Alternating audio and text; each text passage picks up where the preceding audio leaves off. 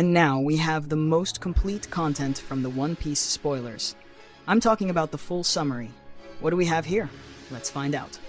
Hello everyone, welcome back to Nerd Information. Today's video is absolutely packed because we're going to break down the complete summary of One Piece chapter 1158. This chapter is one of those that shakes the entire foundation of the story and leaves fans stunned with revelations that no one expected. But before we start, let me remind you, this is Nerd Information, your home for in-depth breakdowns, shocking theories, and the latest updates from the manga world. If you enjoy this kind of content, make sure to leave a like, subscribe, and hit the notification bell so you won't miss anything that's coming up. Now, let's jump into the chapter. The title of the chapter is Rocks vs. Harold. Right away, that alone sets the tone for the intensity of what's coming. And before even entering the main story, Oda drops a huge surprise in the cover story. We follow Yamato's Golden Harvest pilgrimage, now at volume 40.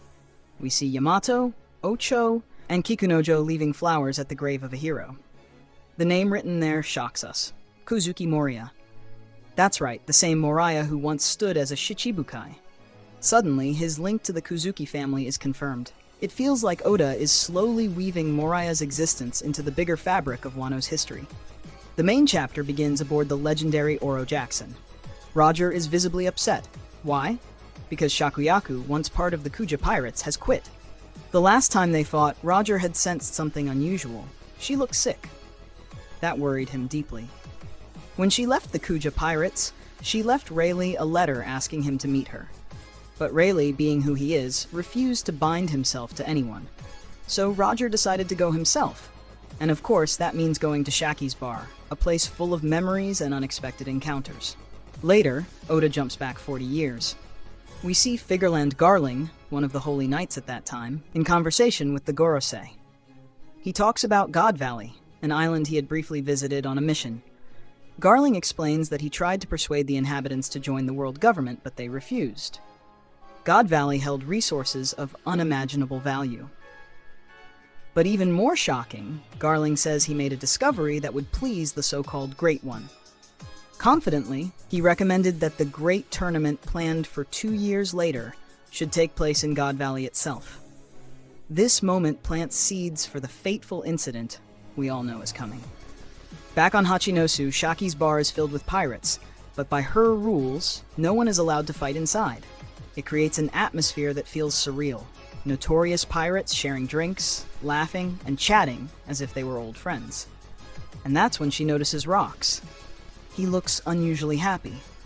Something rare for him. Jokingly, she asks if he's fallen out of love with her. Big Mom bursts into laughter, teasing that maybe he has met another woman. Rocks becomes furious, shouting that it's supposed to be a top secret.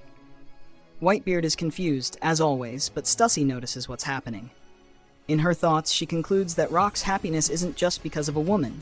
No, it might also mean a child is involved. Oda is carefully hinting that Rocks has left behind more than battles. He's left behind bloodlines. Suddenly, the doors burst open and the Roger pirates arrive. Roger doesn't wait in line. He defeats everyone standing outside just to get in first. The crowd inside is stunned. Some random pirates even take pictures in disbelief. And of course, Rocks is immediately in Roger's face.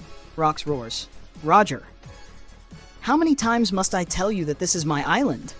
Roger snaps back, "And this is Shaki's bar. No fighting among customers, right? So shut it, you porcupine." The tension between them is explosive, but Shaki interrupts, asking if Rayleigh is with them. The crew explains he stayed behind on the ship, avoiding her. Hearing this, Shaki's expression drops. Her strength fails her, and she faints. It's a heartbreaking moment that adds more layers to her mysterious past. The story then shifts dramatically to Elbaf's underworld, and this is where the chapter earns its title. Harold and Rocks face each other in combat, so massive that Oda dedicates 2 entire double spreads to their clash. Loki and Hyrudine stand nearby, but even they can't withstand the shockwaves of the battle. Rocks shouts in rage, "Harold, how could you, of all people, allow yourself to be manipulated by the government?" Harold, torn inside, replies, "Of course I hesitated. I asked myself if this is truly something I want, even if it means killing a friend." Rock spits back, "Don't feed me that nonsense." In the end, you are still following their orders. You're nothing but a fool being used. They continue their devastating clash, each unleashing immense attacks. Yet deep down, neither truly wants to kill the other. Their friendship, strange and powerful, still lingers. The battle ends in a stalemate. Rock shouts, "This marks the end of our friendship. I will never invite you again." Harold fires back, "I am a king. I will never endanger my subjects by siding with a villain destined for failure like you."